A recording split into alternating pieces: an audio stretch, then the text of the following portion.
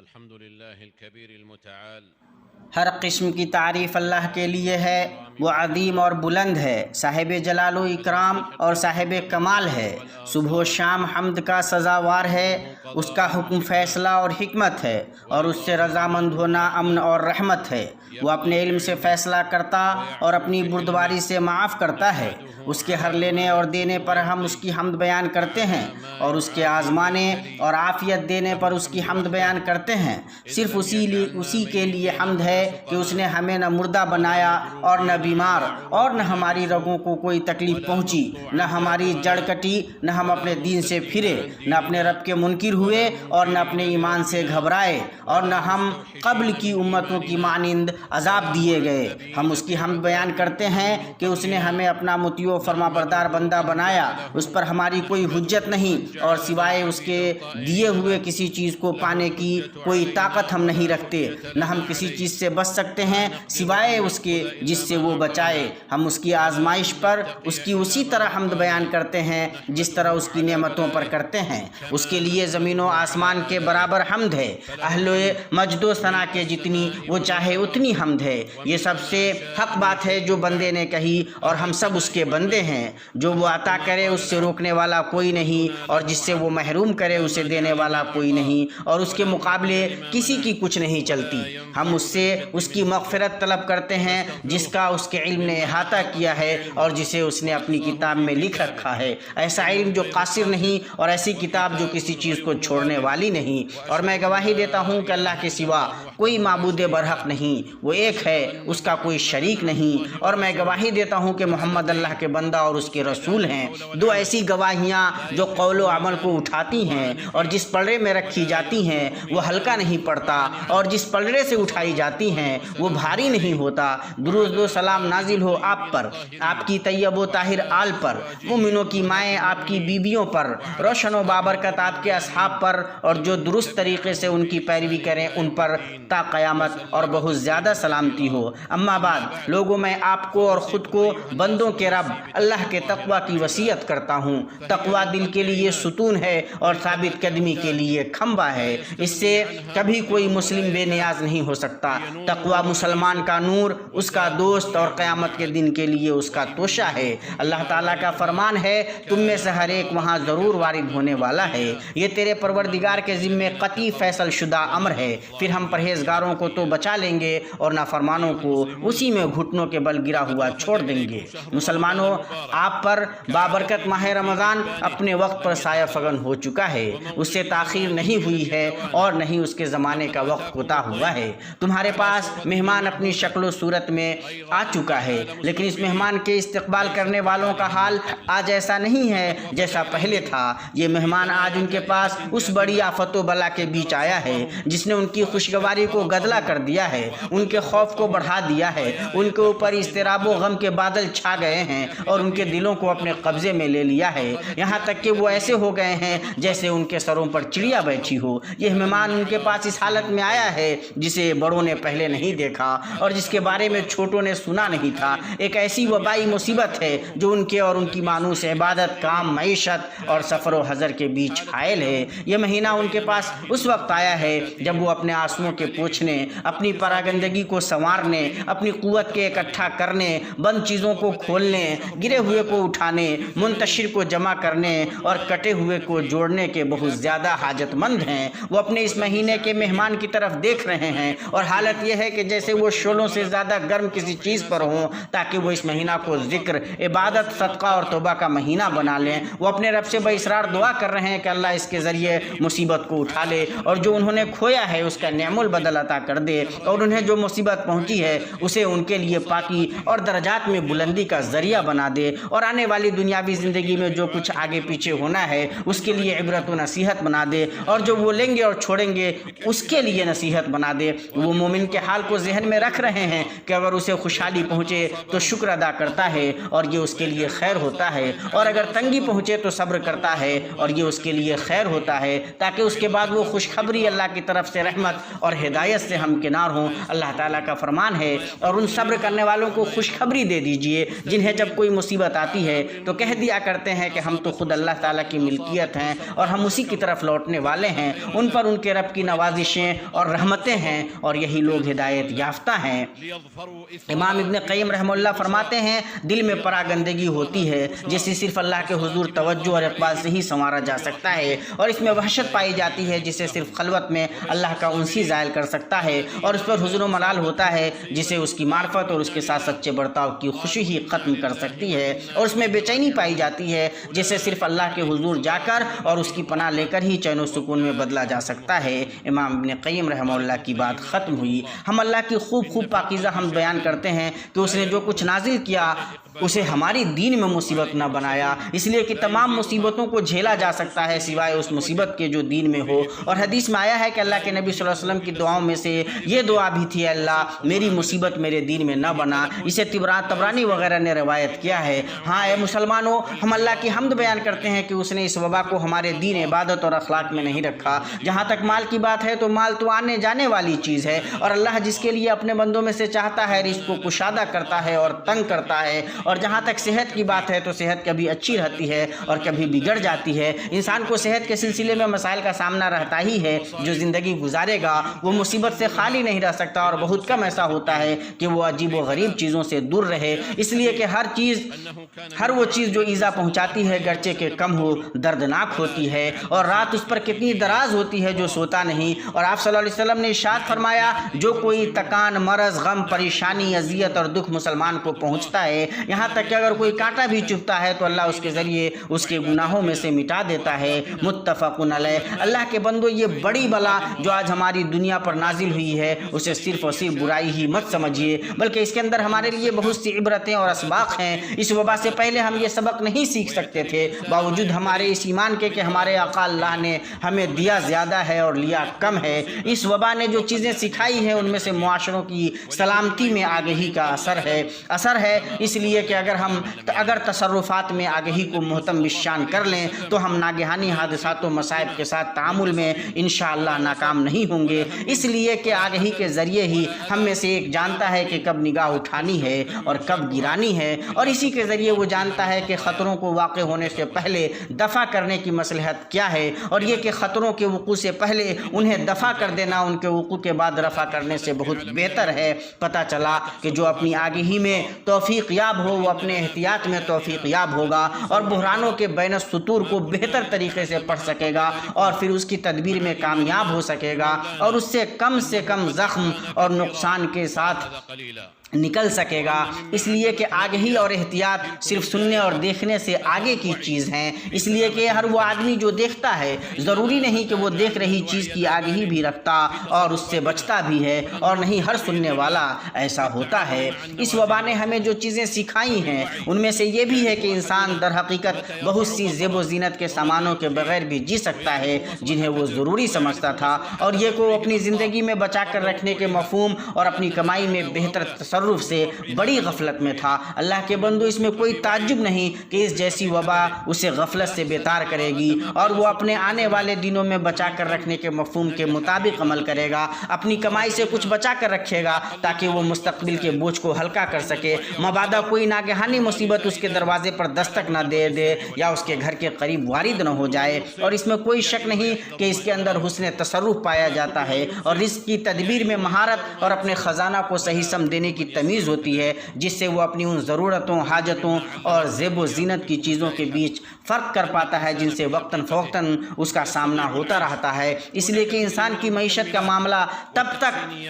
درست نہیں ہوگا جب تک وہ اپنے خرچ، تقسیم اور ذخیرہ اندوزی کے بیچ توازن سے کام نہ لے، اور ایسا کیسے نہ ہو جبکہ صحیحین کی حدیث میں آیا ہے کہ آپ صلی اللہ علیہ وسلم نے فرمایا، کھاؤ، پلاؤ اور بچا کر رکھو۔ اللہ کے بندو، ہم سب کے لیے ضروری ہے کہ ہم اس وبا کو گزر جانے والا صرف ایک تاریخی حادثہ نہ بنائیں، بلکہ ضروری ہے کہ ہم اس سے اپنے تمام معاملات میں میں بہت سی عبرتیں پکڑیں اور سبق سیکھیں، اور ہم اللہ کے فضل سے اس سے نکلیں پہلے سے زیادہ قوی، بیدار اور ناگہانی مصائب کے مقابلے کے لیے تیار صورت میں، اور یہ کہ ہماری قوتیں کمزور نہ پڑیں اور یہ وبا ہم پر نومیدی، غم اور خوف کے لحاف نہ ڈالے۔ اور ایسا کیسے نہ ہو جبکہ ہم اللہ پر، اس کے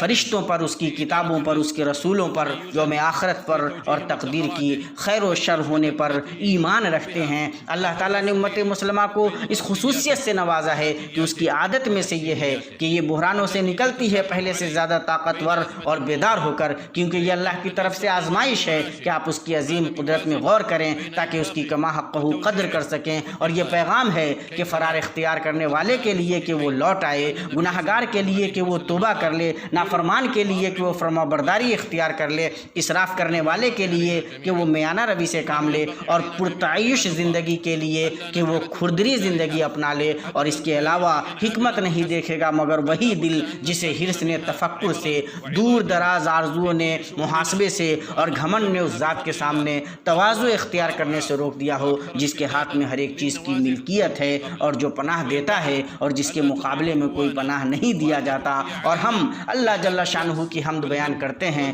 کہ اس نے ہمارے ملک کو اس وبا کے دفع و رفع کی کوشش کی توفیق بخشی۔ پھر ہم قیادت کا شکر ادا کرتے ہیں، اللہ اسے توفیق یاب کرے اس پر جو اس نے اس وبا کو دور کرنے کے راستوں کو ہموار کرنے کے لیے اقدامات کیے۔ اسی طرح بغیر کسی استثناء کے تمام فکر مند لوگوں کا شکریہ، ہر ایک کا ان کے میدان میں ہم تمام کی طرف سے ان کے لیے دعا کہ اللہ انہیں ہماری طرف سے بہتر بدلہ دے، اور انہوں نے جو کوششیں صرف کی ہیں اللہ اس مصیبت کے بادل کے چھانٹنے میں انہیں بہتر اسباب میں سے بنائے، اور اللہ ہمیں انہیں، آپ کو اور تمام مسلمان بھائیوں کو صحت، سلامتی اور عافیت کا لباس پہنائے۔ ہمارا رب جل شانہ سب سے بہتر مسئول ہے، وہ بہت اچھا مولا اور بہت اچھا مددگار ہے۔ إلا قلب حجبه الحرص عن التفكر وطول الأمل عن المراجعة والكبرياء عن التواضع لمن بيده ملكوت كل شيء وهو يجير ولا يجار عليه. وإننا لنحمد الله جل شأنه أن أكرم بلادنا بنعمة البدار لمدافعة هذه الجائحة ورفعها، ثم نلهج بالشكر للقيادة وفقها الله على ما بذلته من خطوات ہر قسم کی تعریف اللہ کے لیے، اس کے احسان پر اور اس کی توفیق و فضل بخشی پر اس کا شکریہ۔ اما بعد، اللہ کے بندو، اللہ کا تقوی اختیار کرو اور جان رکھو کہ صادق و مصدوق صلی اللہ علیہ وسلم کا فرمان ہے، جب رمضان آتا ہے جنت کے دروازے کھول دیے جاتے ہیں اور جہنم کے دروازے بند کر دیے جاتے ہیں اور شیطانوں کو پابند زنجیر کر دیا جاتا ہے۔ اسے بخاری و مسلم نے روایت کیا ہے، اللہ کے لیے اس مہینے کو غنیمت جانیے، اپنے دشمن کی کمزوری کا فائدہ اٹھائیے جس کے بارے میں آپ کے رب جل شانہ نے فرمایا ہے، یاد رکھو شیطان تمہارا دشمن ہے، تم اسے دشمن جانو۔ یاد رہے کہ بہت سے لوگ اپنے لیے شیطان کی دشمنی کو جانتے ہیں لیکن وہ خود کو اس کا دشمن نہیں بناتے، اور یہ اس برابری کی سمت واضح اہمال اور مہلک سرد مہری ہے، اس لیے کہ بنی نوع انسان اور شیطان کے بیچ یہ کشمکش اور مدافعت ان دو حقیقتوں کو کام میں لائے بغیر پوری نہیں ہو سکتی، اور اس کی عداوت اس کے اس قول میں پوشیدہ ہے، میں ضرور ان کے لیے سیدھی راہ پر بیٹھوں گا۔ وہ بندوں کے صراط مستقیم پر بیٹھتا ہے، اس صراط مستقیم کے نہ کناروں پر بیٹھتا ہے اور نہ خاتمے پر اور نہ اس سے دور بیٹھتا ہے، وہ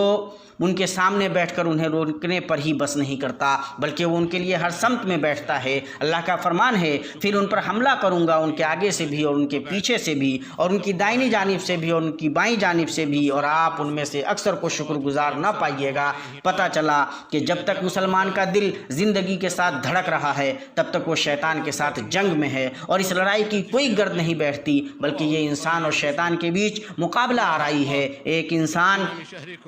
ایک دن انسان کا تو ایک دن شیطان کا، لیکن ان تمام مارکوں میں سب سے زبردست اور سب سے گرم مارکہ رمضان المبارک میں انسان کا شیطان کے ساتھ مارکہ ہے۔ حالانکہ مسلمان اس میں سب سے زیادہ قوی اور شیطان سب سے زیادہ کمزور ہوتا ہے، اسی لیے جس سے یہ موقع ضائع ہو جائے اس کے لیے ملامت، ہلاکت اور نقصان کی وعید آئی ہے۔ آپ صلی اللہ علیہ وسلم نے فرمایا، میرے پاس جبریل آئے اور فرمایا، جس نے رمضان کے مہینے کو پایا اور اس کی مغفرت نہ کی گئی اور وہ جہنم میں داخل ہو گیا تو तो उस पर अल्लाह की लानत। जिब्रील ने कहा कहिए आमीन, तो मैंने कहा आमीन। इस हदीस को इब्न खुज़ैमा ने रिवायत किया है। इसलिए इस महीने में अपनी तरफ से अल्लाह को खूब कोशिश दिखाइए। और हर चंद के वबा के असबाब ने मस्जिदों में आने से रोक दिया है, लेकिन ये चीज़ किसी को अपने घर में अल्लाह की इबादत से माफ़ नहीं कर सकती। तो जैसे कहा गया है कि क्या ही बुरी कौम है वो जो अल्लाह को सिर्फ रमज़ान में पहचानती है, इसी तरह कहा जाएगा क्या ही बुरी कौम है वो जो सिर्फ मस्जिदों में अल्लाह को पहचानती है, वो अपने घरों में अल्लाह को नहीं पहचानती और न अपनी महफिलों में पहचानती है, न बैठे हुए, न खड़े हुए और न अपने पहलुओं के बल। इस किस्म की वबा में ये वाज़ेह होता है कि आदमी घर में इबादत का हरीश है या नहीं, इसलिए कि लोग इस महीने में इस वबा के बीच ज़्यादा फुर्सत में हैं और उनके पास ज़्यादा वक्त है कि वो उसे इबादत में बल्कि उन तमाम पर रमज़ान का कभी कोई महीना इतनी फुर्सत के साथ नहीं गुजरा। तो अल्लाह के वास्ते इससे फ़ायदा उठाइए, इसलिए कि किसी और मसरूफियत के लिए किसी के पास कोई हुज्जत नहीं कि सवाद आज़म घरों में है। ये एक सुनहरी मौका है, तो हाय उसकी खराबी जो इसे ज़ाय कर दे। और हमारे लिए ये दुरुस्त नहीं कि हम कहें कि हमारे साथ तो वो पेश आ गया जिसने हमें इस बाबरकत महीने से मशगूल कर दिया, बल्कि हमारे लिए हक़ यह है कि हम कहें हमारे साथ वो पेश आया है जिसके लिए हम फारिग बैठे हैं। और ये अजीम मौका है कि जब लोग घरों में हैं तो वो इस महीने को अल्लाह के ज़िक्र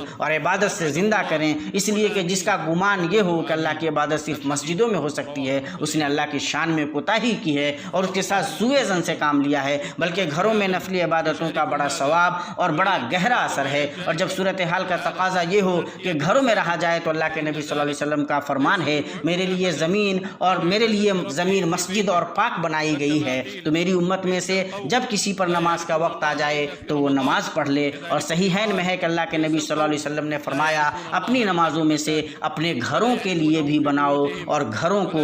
कब्र न बनाओ।